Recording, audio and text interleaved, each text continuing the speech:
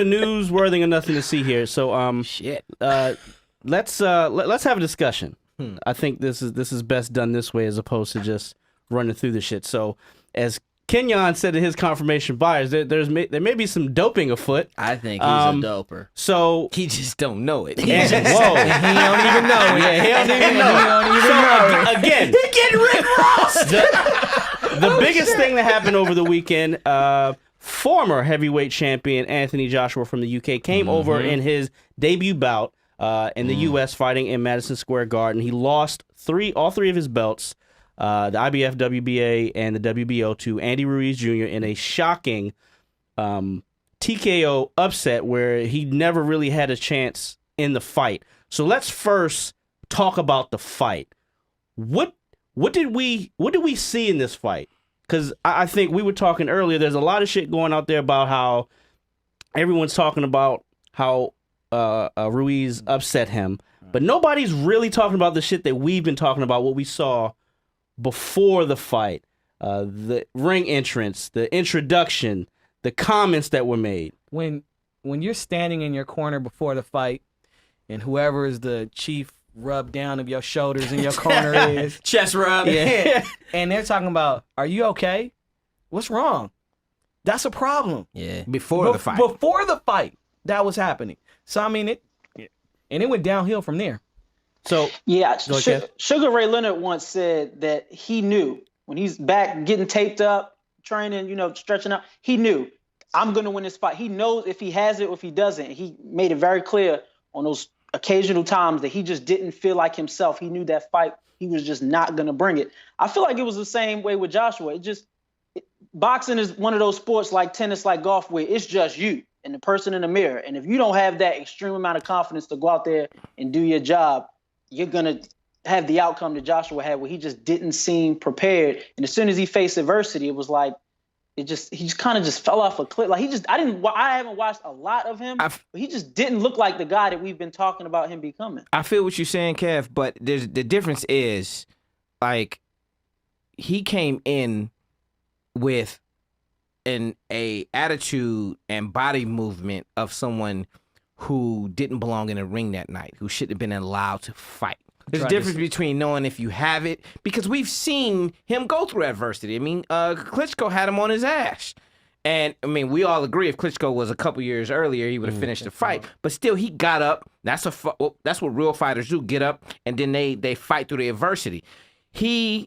I think Andy Ruiz was underrated, but I also believe that Andy Ruiz is not good enough to beat Anthony Joshua if he is doping like he normally does. But it's not legal in the United States, so he didn't do it. Kenyon, talking about what actually happened in the ring. Yeah. Now, I'll pass it to you, but what I do want to say first is Andy Ruiz, I thought, was a better fighter than Jarrell Miller.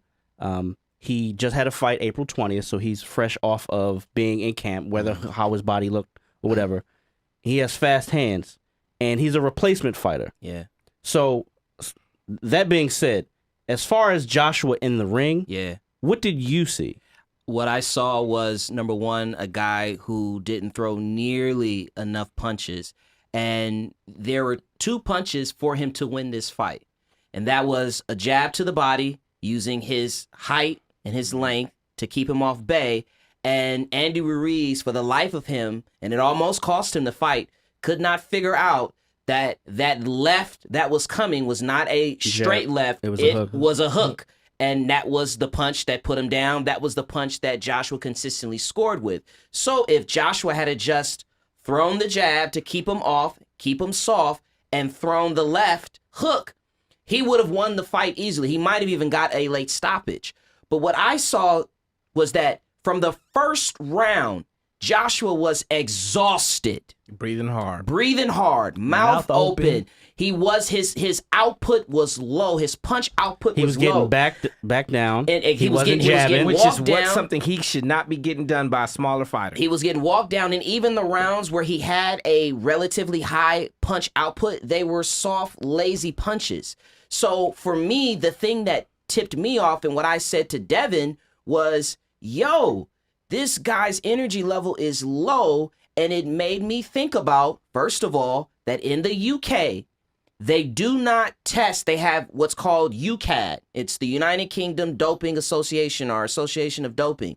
They do not do random blood testing in the UK like VADA. Okay, VADA is worldwide, has the ability to do that, but it is very expensive to conduct random tests. So they don't really do random testing. VADA doesn't over in the UK internationally. It's primarily in the United States. You have a fighter that has fought his entire professional career in the United Kingdom. Okay, the guy that he was scheduled to fight, Jarrell Miller, gets busted for steroids because of the blood test about a few weeks after the fight was announced. So what do you have to do? You say to yourself, and Junior Blue made the point because of some of the conversation that was happening in the ring, that it's possible that maybe Joshua doesn't even know that he's being doped. Right. I think he does. Why because do I feel like this? Why do I feel like this? I think he does because what I believe is happening, I believe it's involving the blood. It's EPO, the same shit that cyclists use for endurance. And I think that because of what happened with Jarrell Miller, they cycled off. He wasn't cycling during camp. He obviously wasn't cycling for the fight. That would explain the lack of endurance. I believe that we're going to find out that this man was doping and has been doping. Here's a wrinkle and something that when we first talked about that makes so much sense. But then after that, a whole bunch of shit has come out. So which he usually does after a bad loss. So rumor has it's all been confirmed that a Philadelphia heavyweight named Joey Dawajuko, I know I'm butchering that, but we've seen him fight Brian Jennings before he lost to Brian Jennings, that he KO'd Joshua in sparring. So we all remember a few days before the fight. Who confirmed it? It's everywhere. It's all been confirmed. Did he say it? Because he's not going to say it. I believe Joshua's people is going to put all that out there. That's all I'm saying. Okay. So here's the thing. I have something that can kind of help with that. Okay. So do you remember the interview that he had with Radio Raheem when he had the marks on his face a few days before, and he was like, "What's that on your face?" And he evaded the question and said, "Oh, that's physio, that's recovery, that's all this kind of shit." So they look weird because it looked like you got touched up, but every time you get knocked out, you have a concussion. And what I found out is that a way to help alleviate concussion is to get acupuncture on your high cheekbones, which is where he had the mark. So there's that. There's the fact that his dad, which we watched before you guys got here, got into an altercation with Eddie Hearns, basically saying, "I told you I didn't want him to fucking fight." They didn't want him to even be in New York. To your point, Omar. They didn't want him to be there. And then Joshua, you can see it in the video, him saying, "I'm the fighter, I chose to fight." Now, I've had acupuncture before, never on my high cheekbone, but it doesn't leave marks like that.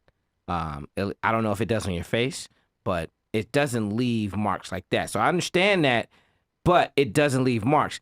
The thing that makes more sense to me is, even if he did say he did get acupuncture, whatever, the thing that makes more sense is if he's not doping, that's the reason why he got knocked out. So it comes back to that. It comes back to that. And let's paint the picture of why this fight was so important for Anthony, and less for Anthony Joshua, more for DAZN and more for Eddie Hearn. Why this fight was important, because again, as I said, Anthony Joshua has been primarily a UK fighter. If you are into boxing and you love boxing, you know who Anthony Joshua is. If you are a passive boxing fan, you may or may not know who Anthony Joshua is in the United States. He's not popular. This was supposed to be his coming out moment for United States boxing fans. He came out all right. He's popular now. And for all of the wrong reasons.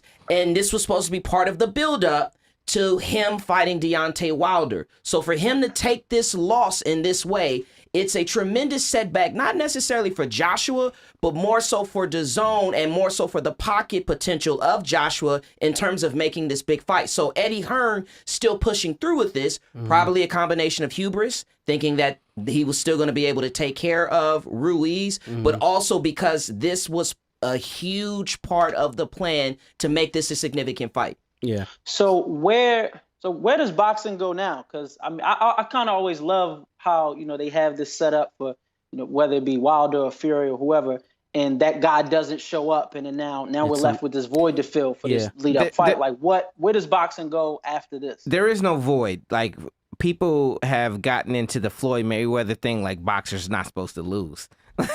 Boxers get their ass beat. It happens. If you fight people, you lose.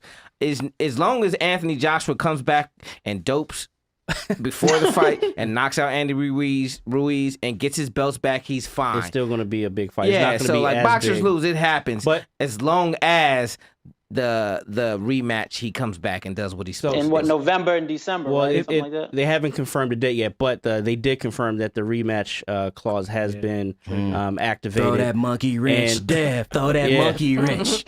So, to your point though, Kevin, where does it go?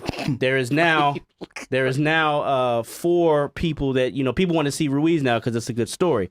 But with Ruiz, Kenyon, Throw that monkey wrench. Throw that Ruiz monkey is wrench. represented by none other than Who? God himself, Who is he represented Who? by? Al Heyman. Al Put some Heyman. respect on his name. So that is huge because, well, for one, it doesn't affect anything with the rematch because that has to take place. Yes. Should Ruiz win again, which it's possible because his style is difficult for someone like Joshua.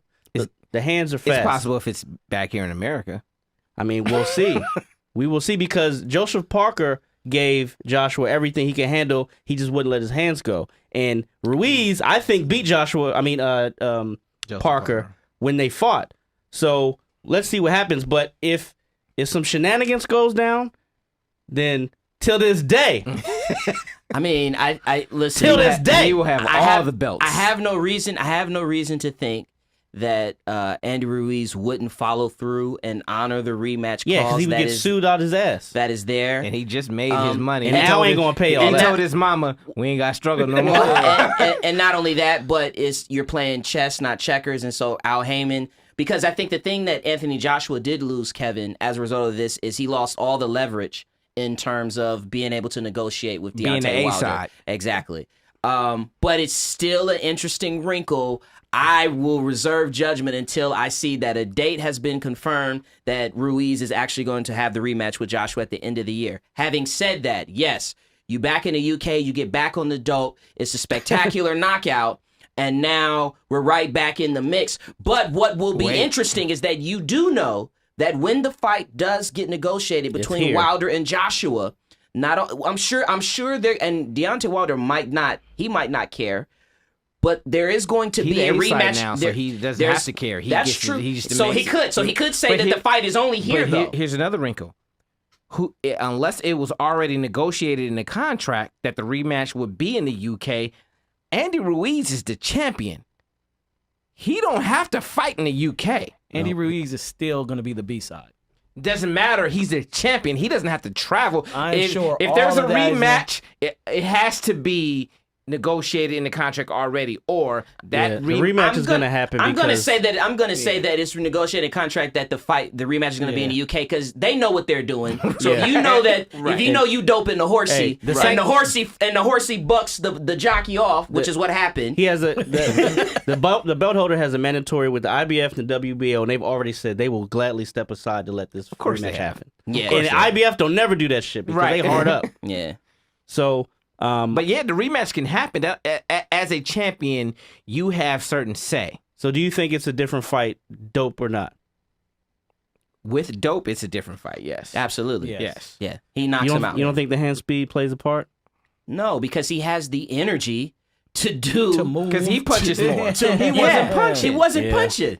Yeah. Okay. All right. Well, we shall see, but I know motherfuckers are ducking and hiding on the UK boxing blogs this week because they were talking big shit. And we did say that it was going to be a pressure fight for him to kind of look as good as Wilder did a Right. few weeks ago. Right.